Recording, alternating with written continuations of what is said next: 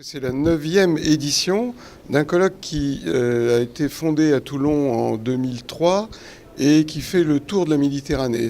TIS-MED veut dire technologie de l'information et de la communication pour l'enseignement dans le contexte méditerranéen. Le thème cette année a été autour des nouveaux dispositifs qui font d'ailleurs la une de l'actualité, que sont les jeux sérieux, jeux qui peuvent être utilisés à d'autres fins que l'enseignement, donc un thème qui est le hors-jeu, et jeux qui doivent s'installer dans l'institution, donc on a appelé aussi enjeu institutionnel. Ce colloque s'est déroulé donc sur 2 jours, et nous avons fait le choix de répartir les communications en 8 ateliers.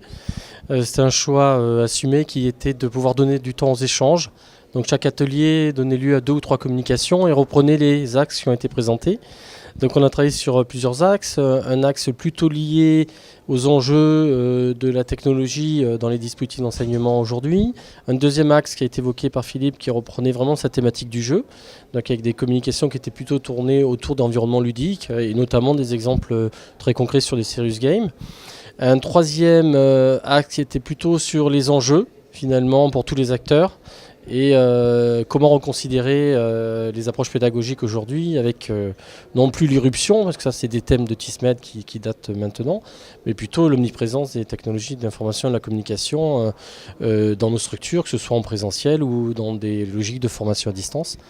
Et puis le quatrième axe était plutôt sur ce qui relevait à la fois du hors-jeu, c'est-à-dire qu'on a du mal à observer ce qui se passe notamment dans les sphères privées, par exemple, dans les usages des apprenants ou des enseignants, et puis ce qui bouleverse aussi les institutions, c'est-à-dire comment transformer aussi tout un ensemble de pratiques, de règlements, de structures, d'organisation des formations. Nous, on est un nouveau partenaire dans le réseau TIS-MED, donc depuis l'édition précédente où on est intervenu sur la phase éditoriale de publication des actes, effectivement, puisque depuis maintenant 2009, le réseau est monté en puissance au niveau qualitatif dans les objectifs finaux de publication.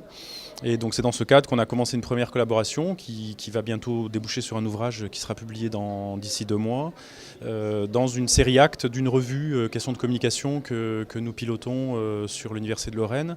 Venant d'une autre université, c'est vrai qu'on n'a pas ce type de manifestation et je pense qu'il faut absolument soutenir ce genre d'initiative de valorisation de la recherche, à la fois pour les acteurs de la recherche eux-mêmes, mais aussi pour l'extérieur.